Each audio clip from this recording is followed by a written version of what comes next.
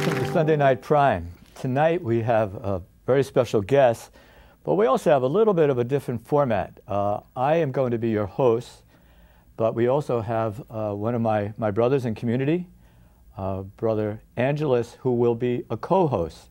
Now we thought we would do it this way because tonight we're going to be focusing on young people, college students, ministry among young people, but also how young people think. Now, this is sort of a before and after routine. Brother will introduce himself in a few moments, but tonight we're going to speak to a man who is a focused missionary and an outreach to college students, and we're going to speak to a college student who is a recipient of focused ministry. A number of years ago, our Holy Father John Paul was speaking to the American bishops, and he said, now this is prior to the year 2000, and it was one of the ad limina visits, and he said something to them sort of like this, that either we are at the verge of a new springtime or we are at the verge of a new age of darkness. Sometimes we may wonder where we're at, but let me just say this tonight to you. I really believe that in spite of the darkness, in spite of the sometimes negative publicity, in spite of so many things that we read in the papers that are so maybe frightening, so many wonderful good things are happening all over the country, and I believe all over the church. And this is what we'd like to concentrate on this evening. I just last weekend, and the news and the television and the newspapers was so dark. Meanwhile, some of our friars were involved in a men's retreat at Seton Hall University that had over 2,000 men. In New York, there was a Divine Mercy celebration that had over 1,000 men and women. There was a Catholic underground with over 700 young adults. In other words, a lot of stuff is happening, perhaps underneath the radar, but it's happening. It's the springtime that John Paul spoke about. And I really want tonight to offer not just a sign of hope, but a witness to the reality of hope, that very often the church does its best when it's either persecuted or perhaps when it's under attack, because then we're asked to prove who we are. And I really believe this is happening all over the church. And tonight we're going to have an opportunity to witness to that. Now, I'd like to introduce my co-host. Now, remember, I'm at a certain age and he's at a certain age. And so I thought tonight some of the questions would come from a young man who to speak to two young men about issues that would be important to them, but also to ask the questions that would be pertinent to tonight's discussion. So, brother, why don't you introduce yourself? Father, thank you. My name is Brother Angelus. I'm a Franciscan friar with Renewal, one of the younger guys in the community. But it's a joy to be here with you. Not being out of college very long, to be affected by focused missionaries. I went to college in Iowa and was at a school where they had focused missionaries, young men and women who reached out to college students. And I was tremendously affected by their witness and their love of Jesus. And to have an opportunity to talk to our guests tonight, to ask them about their ministry, about what they do, it's so very important in our time. And so again, Father, thank you for having me. And I'm very much looking forward to our conversation with these guys. Now, Eric Munoz is a campus minister through campus at Seton Hall University with Focus. Eric, why don't you introduce yourself, and then I'll ask you a couple questions about Focus and how you got involved and perhaps the history of Focus. So why don't you introduce yourself to our family this evening? Sure. Well, as Father mentioned, my name is Eric Munoz, and I grew up in South Dakota. And from there, I went to school in Minnesota at St. Mary's University in Winona. And after I graduated, I discerned to join Focus, the Fellowship of Catholic University Students, to really share my faith in a radical way and to university students. So. Can you tell us something about the history of Focus and exactly when did it get started and what kind of a ministry is it exactly? Sure. So in 1998, our president, Curtis Martin, he's the president and founder of Focus, and he just really took to heart, what our late Holy Fathers have been asking. And, you know, Pope Paul VI, he wrote this encyclical, Evangelium Nuntiandi. And in that, he said the deepest identity of the church is to evangelize. And from there, you know, just God really put that in his heart to really bring about, you know, that new springtime that you were talking about, Father. And he met with our Holy Father, Pope John Paul II, and shared with him his vision about outreaching to university students. And then after that, you know, John Paul II looked at Curtis Martin in the eyes and said, "Be soldiers." So, and from there, it just started growing. It started at Benedictine College with 2 missionaries, and today we have 362 missionaries serving at 74 different universities in 30 states. So it's just amazing to see the growth. Praise God. You know, when I was a younger priest, I did campus ministry at Seton. Actually, I graduated Seton Hall, so I'm very proud of that. And I was a campus minister after I was ordained in quite a few years as a diocesan priest before I joined the friars. And I have to tell you that some of those experiences of sharing with young people, well, I guess the effect of that has remained in that these contacts with them and watching them as they're growing in their faith and then eventually getting married and trying to pass on the faith to their children. My contention is, and I think certainly this is why your work is so important, is that this is a crucial age to spread the gospel and to speak of the good news. What is some of your experience of dealing with young people, actually your peers, on college campuses? Oh, that's correct, Father. It's like, you know, we're seeing at the universities, you know, it's such a pivotal moment in our life. You know, we understand that, you know, our family is the school of love.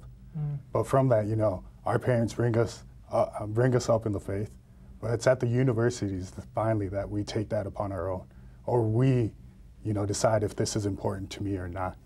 And not only are we making decisions that really impact our life, but those of our culture, our society, our family, and our parishes. So it's such a pivotal moment because, like, at the universities, these are our future leaders. So if we could bring Christ to students at this pivotal moment, then hopefully we'll be seeing some amazing things, you know, in our culture. Can you tell us something about your preparation to do this outreach? What did you have to do to get ready to proclaim the gospel and to be sort of qualified to represent the church in this? Yeah, during the summer, we have this summer training for, you know, a whole month.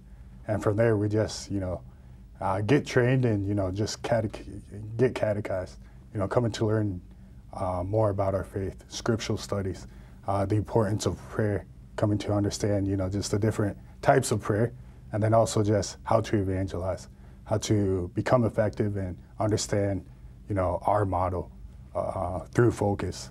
So.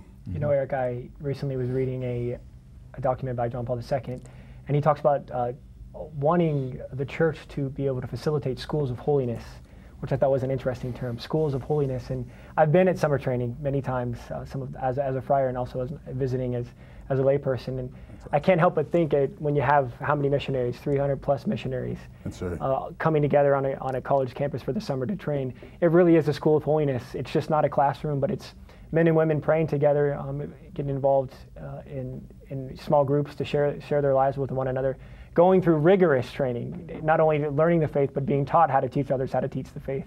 And I just was profoundly impacted. Beautiful, beautiful experience of looking around the room, and you have young men and women, and you couldn't help but see it's really a school of holiness. These guys and these women really wanted to be holy, and they were really zealous about taking the mission of focus, and then almost really excited about getting back to their campuses.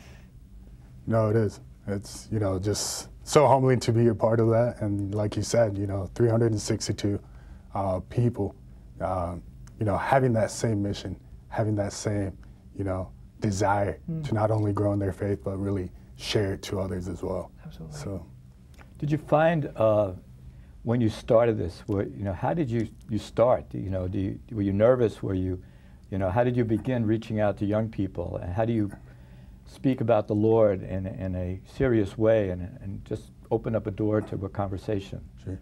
Well, I didn't originally come from a focused campus. I went to school at St. Mary's University in Winona, Minnesota. So we didn't have Focus there. But, I really had to thank my diocese because they instilled that desire of really sharing my faith. And it was through this program during the summer called Duke and Altum, Cast Out into the Deep, where we traveled around our diocese to teach catechesis in our parishes, and from there kindergarten to high school. So they're the first ones who really instill that desire, and from there it just grew. So, and then now working with Focus, it's like, just instilling that desire even further and realizing everything comes from the grace of God, just like that prayer life and, just that prayer life and understanding that it's so important for us to share our faith. Absolutely. My experience with Focus, I can't help but think in our culture when you have Facebook and you have MySpace and you have all sorts of texting and internet activity, things like that, it's we want to be a part of a community and we want to be a part of this social networking, if you will. Focus is really a social network. It really is a place where young men and women gather to be together, to grow together in common and in same desires, and in Focus's case, to serve and love the Lord. And then it's social and it goes out and brings others into it. And it's just really a beautiful experience that our faith experience is very personal when we meet the Lord, and it's personal, but it's also very communal. So therefore you walk with others, you form others, you teach others. Now you guys call this discipleship or mentorship. Speak a little bit about how the concept of discipleship when it comes to Focus. Sure. So like our whole motto for evangelization is win, build, send. So this win stage, it's our incarnational evangelization where we just meet the students where they are, start building this friendship, and Pedro as a student, getting to know him, outreaching to him, and like him getting to know me. But from there, this build stage where I invite him to, examine his life, examining, what are you searching for? What are you longing for? And from there, inviting him to, come to join a Bible study, to grow deeper, in the faith, in the truth. And from there, it's like Pedro coming up and saying, it's gotten to the point where I not only want to grow in my faith, but I desire to share my faith to my peers. So, and that's where we start this discipleship, this one-on-one mentorship, where, everything that I've been taught, I start equipping Pedro so that he could do the same thing, so that he could outreach to a whole different set of guys and, start walking shoulder to shoulder with them. Amen. So, sometimes the stereotype, I hate to say it, of younger people is that they're not interested in religion, they're not interested in faith, that they have a totally different moral values, and granted, these are challenging times for everyone, certainly, but certainly for young people. But don't you find, and I've experienced this even as a priest, that there's something in young people that desires what only Christ can give? That, it's an innate desire to belong to something that radiates the truth. And that, of course, is what you're trying to lead them to lead them to the truth that is Christ. Yeah, exactly, Father. It's, it's crazy because, we sort of have lost this sense of shame, in our culture. It's like, especially in the universities, like we sort of boast about, our vices. And, but like, there's this shame on really, sharing our faith, sharing Christ. And it's just amazing to see, how many people, like you were saying, we're searching for truth. We're searching for truth, and we know we've got that fullness of truth. So it's like, so why aren't we sharing it? And just in the conversations that we've been in, realizing that people are willing to engage in conversation. People are longing for that truth. We just can't be afraid to share it. Yeah. Well, Eric, we are grateful that you're here. We're going to meet in a few moments. We'll speak to Pedro, who is a student at Seton Hall University and now involved with Focus and some of the ministries that you're involved in, and we'll hear about that in just a minute.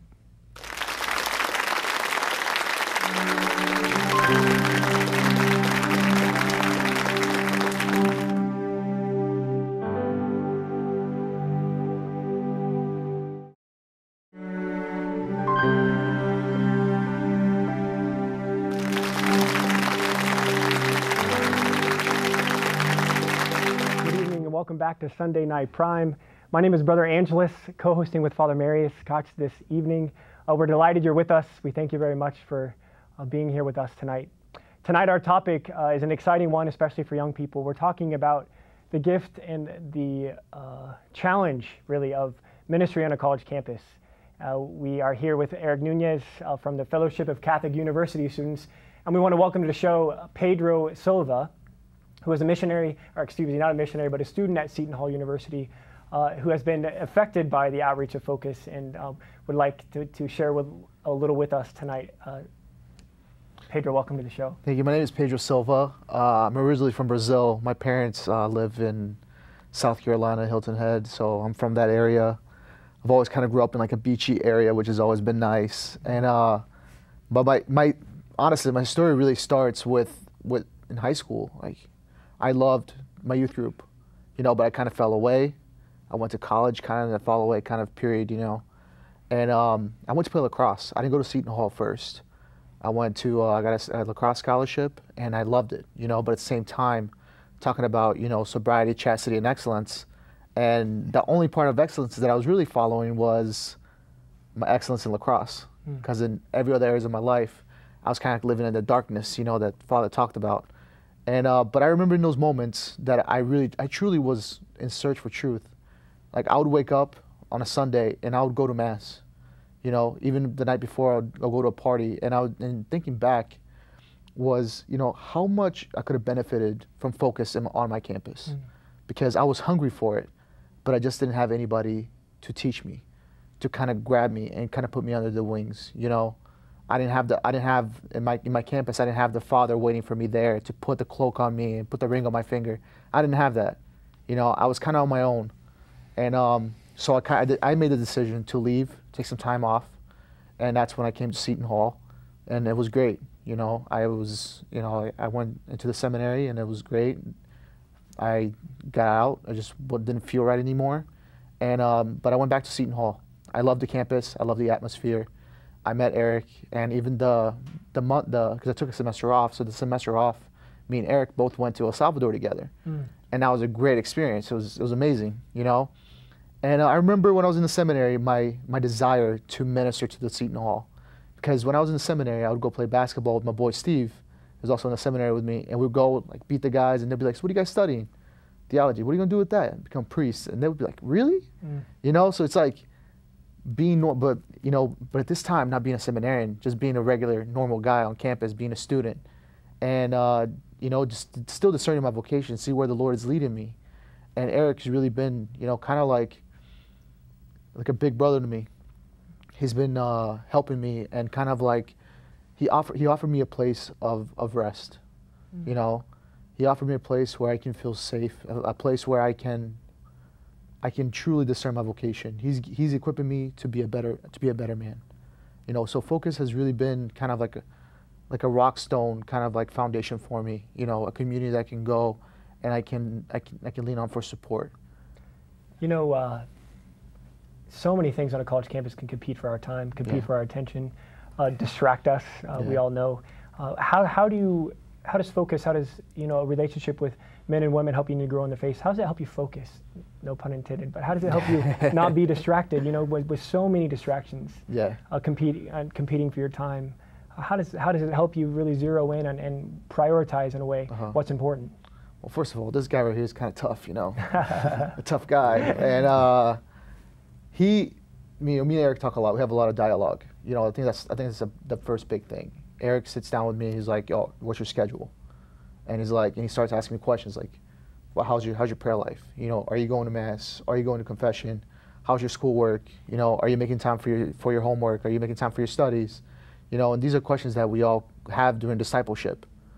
And so it's not just because you really focus on the chastity, sobriety, and excellence. He really focuses on those three things. Because then he asked me about my nightlife. Am I practicing like sobriety? Am I practicing chastity? So it helps me prioritize things in my life. So faith is my number one thing. I'm very blessed that Seton Hall provides me with 3 masses a day. We have adoration during the week. So these are things, we have 2 chapels that are constantly open for us that we can go pray. So it makes it very easy on me, you know. But I think going back to the question is just that dialogue between, you know, the missionary and the student. You know, it can't be just the missionary and the student. It has to be two friends that really care about each other's, you know, each other's soul. You know, then that's what I see in Eric. He really cares about the salvation of my soul, and I care about his. So it really is like a brother. You know, like we're brothers, and we want to lead each other closer to Christ. Eric, how many Focus missionaries are there now? I know it's been a number of years since you began. How many missionaries are there, and where do they serve? Yeah. There's a total of 362 missionaries, and we serve, as of now, 74 different universities, and, you know, across the nation, and in 30 states specifically. That's phenomenal. So, what is there something that you would, if you had to say, you know, maybe share with our audience tonight, what are some of the challenges that young people your age, college students, have to face, especially maybe in discerning God's will in their life, but also living the Christian faith, living the Catholic faith? As you know, most of your work is done in secular universities, not Catholic universities. That's right. So, of course, that is an added challenge, perhaps even an opportunity. What would you say among the most difficult challenges for college students? And I know many parents worry about their students, their sons and daughters going off to college. What is it that they need to help them to get through it, but more than that, to grow in their faith? Sure. It takes witnesses. It takes, you know, people testifying the truth. And, you know, John Paul II stressed that no one has more of the fullness of truth and to share Jesus Christ like the Catholic Church, yet no one does it the least. Mm-hmm. We need to testify. We need to be these witnesses. And it's amazing because we're seeing, you know, this new springtime within our church, within Focus. And, you know, Cardinal Dolan stated one time, you know, if you're searching for hope, look to Focus. And it's like, because we are bringing about this new springtime within the church, and, you know, it started with one man's vision, Curtis Martin. So it's like, we all need to have that inspiration.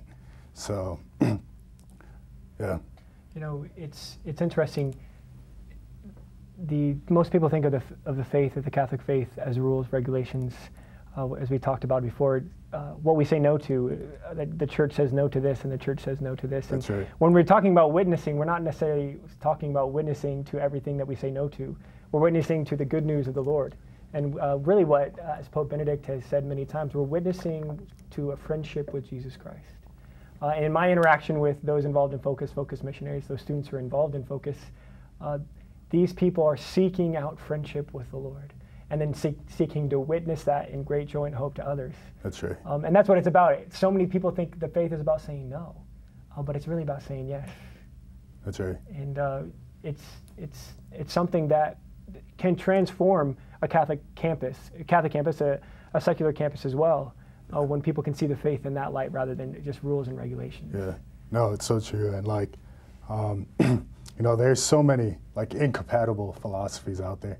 You know, we are all searching for truth, but, you know, it's so tough in our society to understand where that truly lies. But, you know, we know that in the midst of all this, you know, in the midst of original sin, one thing stayed the same, that our hearts are created for God, union with God. And as Thomas Aquinas stated, you know, our hearts are restless till they rest in you, O Lord. So this is our deepest identity. It's like, not as Catholics, but, you know, as humans. So like Pedro said, you know, we're about building that community. But like you were mentioning, brother, always inviting people in. Absolutely. So bringing them into the community and exactly. letting them experience for themselves what the Lord's doing exactly. in their lives. So what I find amazing is all these just great things are happening, and somehow the secular press or the media misses it. They keep turning to the same old people who complain or grumble, and meanwhile, all this stuff is happening like almost an avalanche of renewal, and it's under the radar, and maybe that's good, because it's all going to come to the surface very soon, I think, and that's the thing that I find very exciting. How do you Pedro, when you just started with Focus, what was the reaction perhaps of your friends, or how did you, now that you're involved, how do you spread what's in your heart with your friends?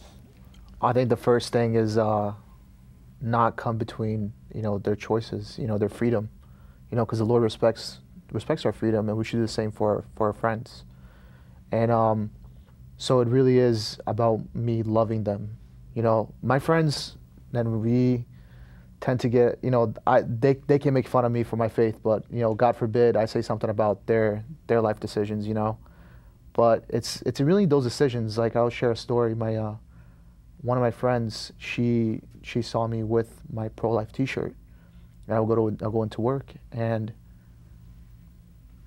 I remember one day she was telling me, she's like, I know you're pro-life, Pedro, but I really have to tell you something. And she was telling me about how she had an abortion, and she I don't know why she came to me, but it's that witness of love, I really go back to the passage of like Mary Magdalene, how Jesus probably was very like embracive, how he just loved her, and us as Catholic men today, like, we truly need to witness to the women, that it's possible. Like, if what you desire is possible. You don't have to give me your body for me to love you. It doesn't have to be that way. So I personally have a lot of, because I work in the communication department, so it's a lot of girls. So the way I go about it is by being a true man, not by words, but by my deeds. I really truly love the quote by St. Francis, preach the gospel at all times, and if necessary, use words. That it's so true. It's not the word that's going to get the people, but it's our actions that just pierce through their hearts and soul. That's what's going to bring them. Because Matthew Kelly said, like, we're all billboards. It's like, what does your billboard say when you walk on campus? So I want my billboard to personally say, like, I stand with Christ, and that's how I'll go about it, in the silence, but also just being loving, that love. That's what people truly want today. The witness of a student is so important. You would expect the witness of a priest or a sister. You would expect that witness, and you would expect that conversation. You would almost maybe even expect a confrontation in a good way, that you're held accountable when a priest is around or a sister is around. But to have a student be able to witness on campus, the student where he eats and where he works, in the classroom with his professors who might not be on the same page, that's significant.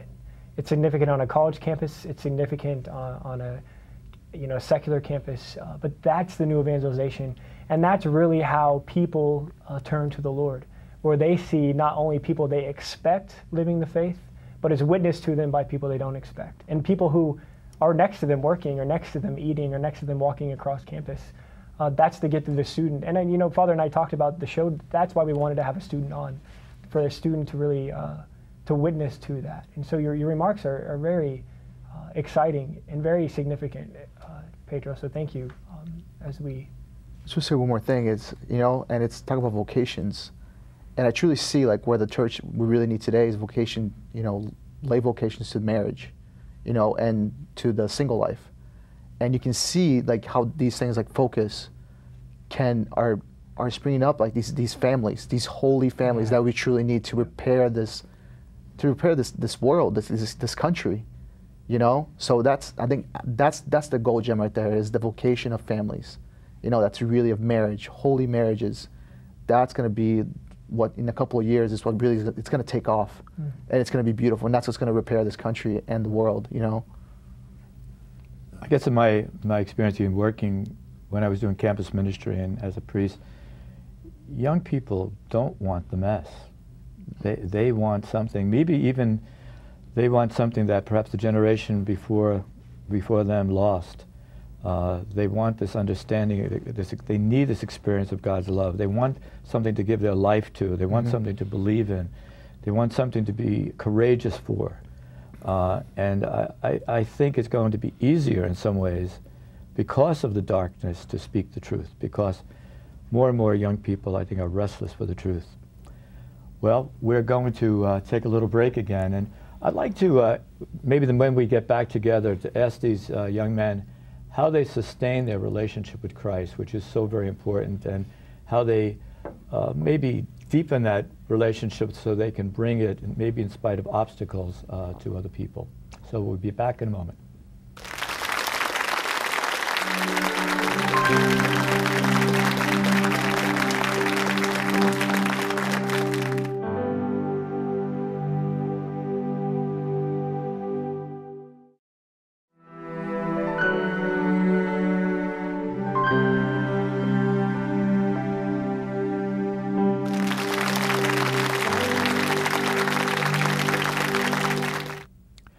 Welcome back to Sunday Night Prime. How do you offer hope? Well, hope doesn't mean I hope things will turn out. Hope is deeply connected with faith, and faith needs the experience of God's love for us. And that, of course, is what makes our Catholic faith so wonderful. The experience of God's love, of course, is Christ, who enters our history in flesh, in not just in words, not just in theology, not just in some kind of spirituality, but in the flesh. God enters our history in Christ and pours out his life for us on the cross. And what's so beautiful about Catholicism is it is not afraid of reality. It's not just a theory of way of living. It's living life and finding the meaning and purpose of life ultimately in Christ. Now tonight, again, we join with two young men who are witnesses to Christ in the flesh, in their words, in their actions, in their deeds, through a group called Focus, which is basically outreach with the gospel to college students. Now, if you have any questions or comments, this is where you call in your emails, sundaynightprime@ewtn.com. sundaynightprime@ewtn.com. Now, Eric, it's one thing to preach the gospel, to bring other people to Christ, but how do you personally and as a group sustain your relationship with the Lord? What do you do to, again, we're all human. How do you find the strength to go on, or to maybe be courageous, or even to overcome weaknesses in your own life? What do you do to sustain it? Prayer. Prayer is the oxygen of our soul. And, Thomas Merton, he has this great quote. He's like, the spiritual life is first and foremost life. It's not something that we know. It's not something that we study, but something that we live. And just really coming to understand that we can't give what we don't have. I need to come to understand God's love for me. I need to come to not only understand it, but abide in his love. Mm-hmm. And I do that through prayer. And, we're blessed, like Pedro said, to have Mass 3 times a day at Seton Hall University. But through there, adoration, we're able to have adoration Monday through Thursday. And really coming to understand, how is God intervening in my life? And, that love. But again, just the humility, realizing that he's calling each and every one of us to be his vessel. So not only to receive his love, but to share it and, give it out. So. Mm-hmm. That's beautiful. And on a personal level, our growth in prayer and our growth with our relationships with one another is so key. Maybe now more on a communal level, on an organizational level. Every organization, every team has a game plan. Here's what we're going to do. Here's our model for success, our model for how we do things. What does Focus look at as key to their ministry? I know you had talked about Bible studies and discipleship. Maybe both of you could speak to that a little bit, how significant those things play a role in your ministry on campus. Sure. So we have this model of the win, build, send, and then also the spiritual multiplication, that we're always growing, that we're always trying to reach out to as many students as we can. And for example, working with Pedro, there are people that Pedro is going to be able to outreach to that I am unable to. So, and especially him being a student, it's being, with his peers, places that, I'm unable to be. But, through this network, equipping him so that he could start his own Bible study and then reach out to, another group of guys. And from there, trying to equip one of his guys that are involved in his study to do the same thing that, was asked of him, so that he could start a Bible study, so that he could, share his faith and, just keep growing from this network. Pedro, how do you feel about the challenge? That's not easy, right? How do you feel about, learning about the faith and being really responsible for taking that to the people you know and meet? Well, first of all, I'm pretty, I love sports. I'm a pretty competitive guy. Sure. So I like to rise to the occasion. So that it's a good opportunity for me, honestly. Like I said, I've always wanted to do ministry at Seton Hall. That's something I've always wanted to do. And to have my own Bible study means that I'll be able to do it in a more personal level with these guys, and just to share like my own background, where I come from, how God has worked in my life.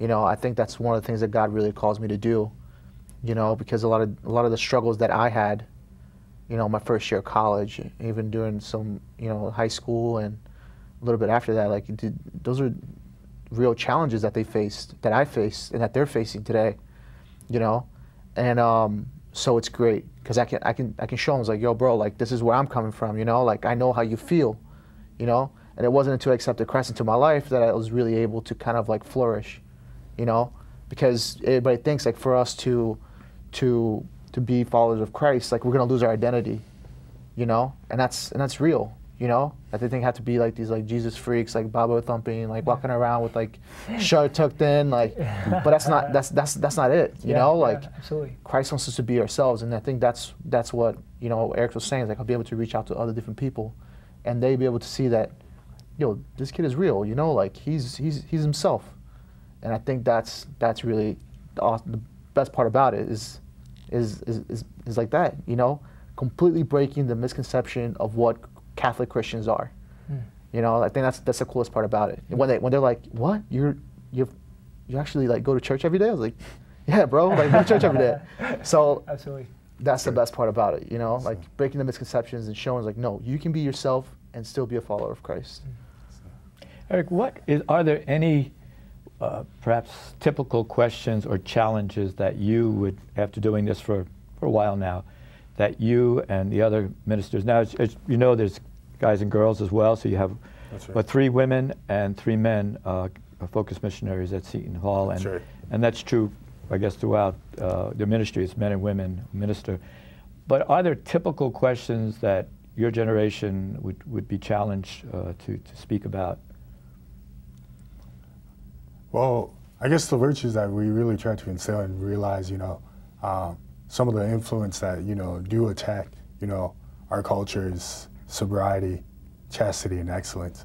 Really trying to instill those 3 virtues because, it's just, we've lost that sense of, our sexuality, the true beauty in it.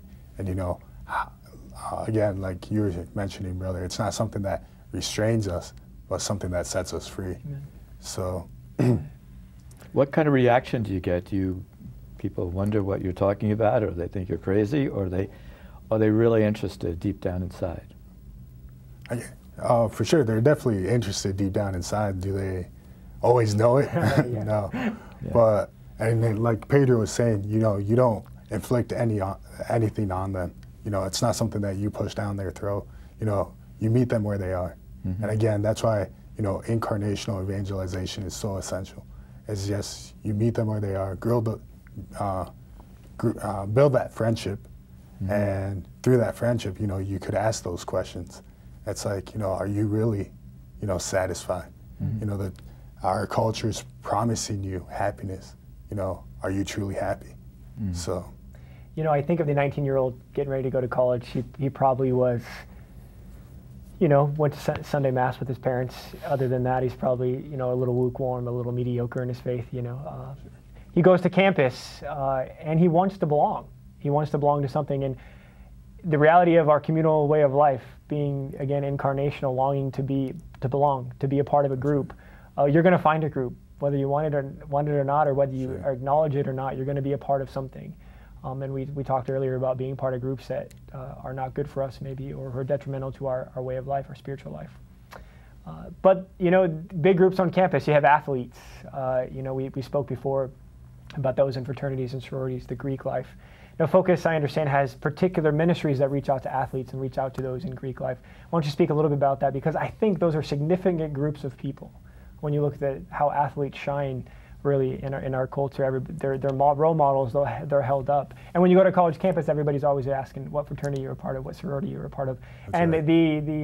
The idea of those things aren't necessarily great, but people want it.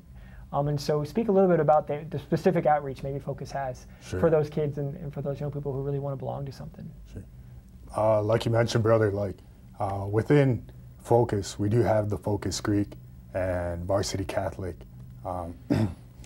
missionaries who specifically outreach to athletes, the Greek missionaries who specifically outreach to the Greek life. And again, you know, we need to be strategic. You know, how are we going to be most effective at our universities? You know, in Matthew, I think in Matthew there's this scripture verse, a city built on a hilltop cannot be hidden. You know, we need to be that vibrant light. Well, first and foremost, like, who is that presence on our universities? And like you were mentioning, it is the Greek life. It is the athletes. So if we could bring Christ to them, if we could, you know, bring them on our side, then how much more of a vibrant force are we? So, what's the reaction? You walk into Seton Hall's, they're big time college campus, big time athletes. I would imagine being a little nervous as you go, and I know you're not necessarily one of those missionaries, but what is it like for the missionary who needs to go, you know, to the sports complex and start reaching out to athletes? I imagine that's a little nerve-wracking, right? Yeah, I would imagine, and we're actually blessed at Seton Hall University to have 2 Varsity Catholic missionaries. So I believe Varsity Catholic, you know, it's growing itself.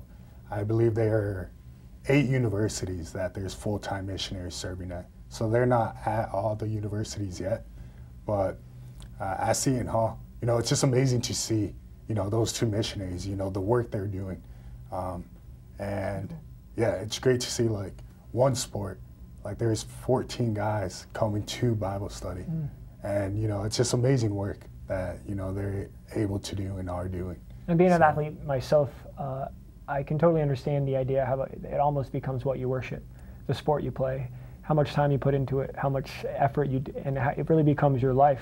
And so it's good to be challenged. It's good to be reminded, and by a missionary who can come up to you and say, hey, this is good, but there's something greater, and maybe give a perspective to athletes about the sport they're playing, how it's not their end, and it's not something that they should worship, but it's a gift really from the Lord that they've been given.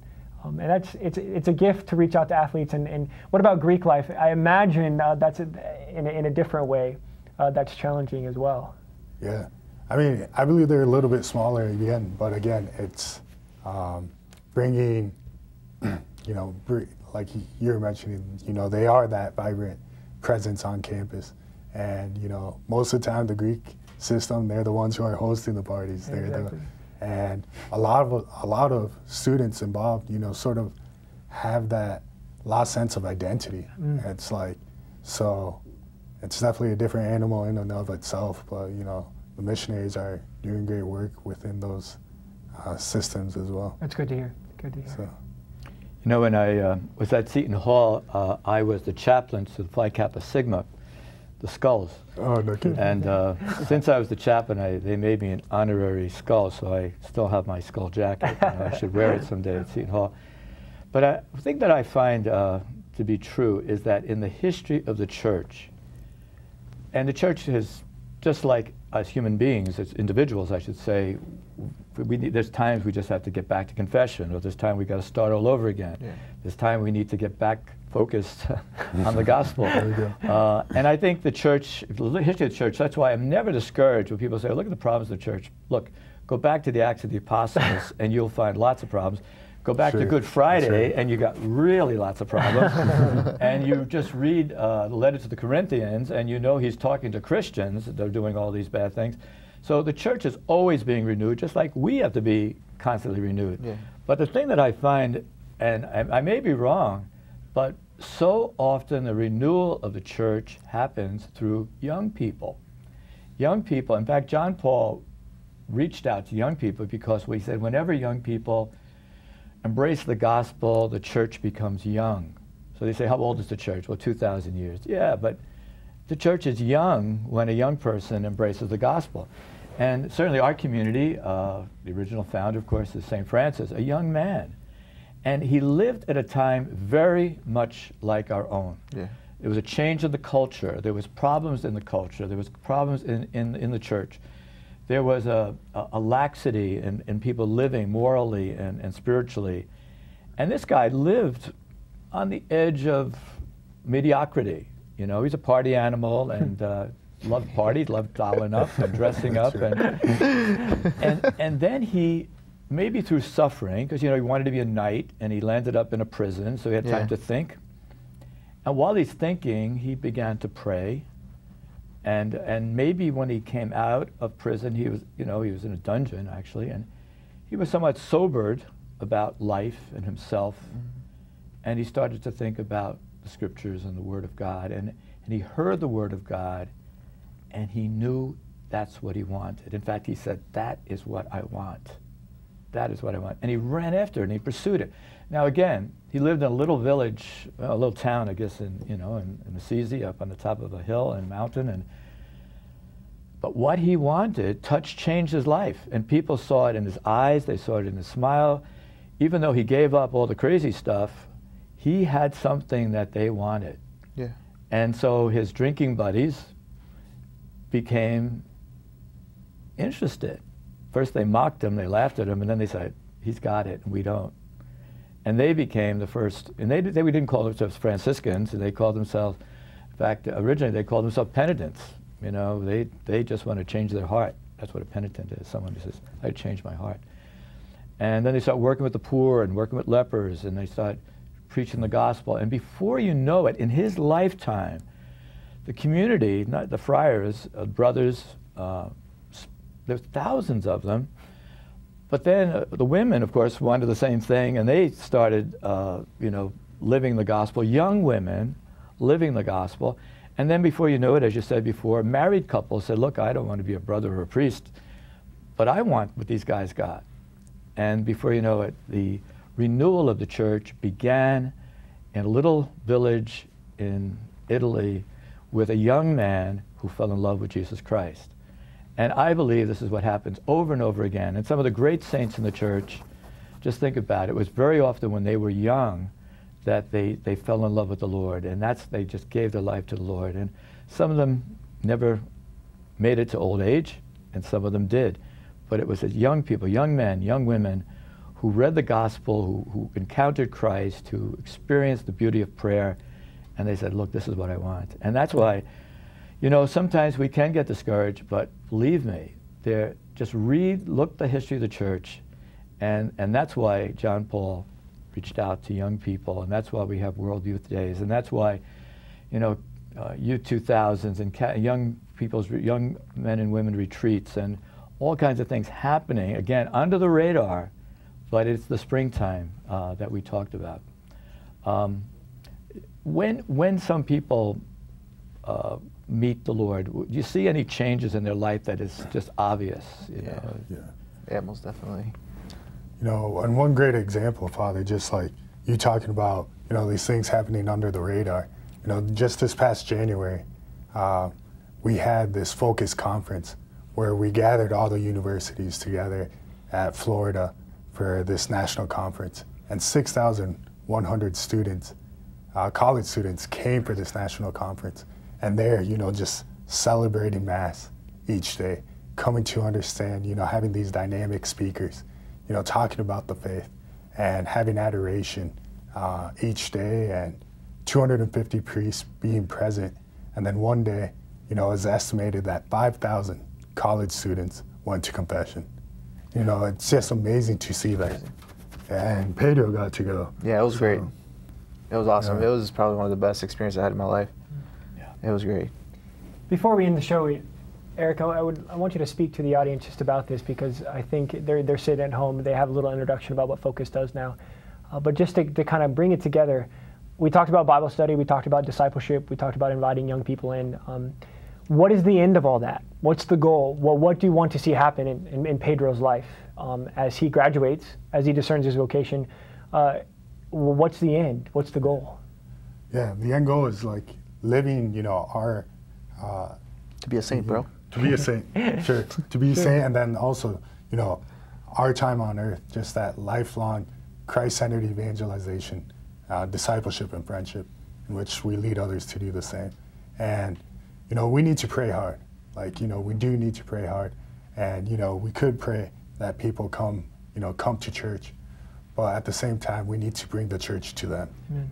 And, you know, we all are called to do that. So it's a daily battle, and it's a daily battle for college students. It's a daily battle for religious men and women everywhere. Lifelong, how are you going to follow Jesus and be friends with him over a long period of time? And what we learn and what we teach and what we witness really wants all of us to be on that journey together. And that's a gift of focus. And like Father said, we should really thank you guys publicly for the gift you are to the church, for the gift you are to Seton Hall, the gift you are to so many of the people you witness to. People are encountering Jesus, encountering the love of the Lord and the beauty of the church in what Focus does. And so you guys are a gift to the church, so thank you. Well, thank you. We're going to ask all of our, everyone that's here tonight watching, to pray for these men, but also to pray for the renewal of the church through the young people that God has given us.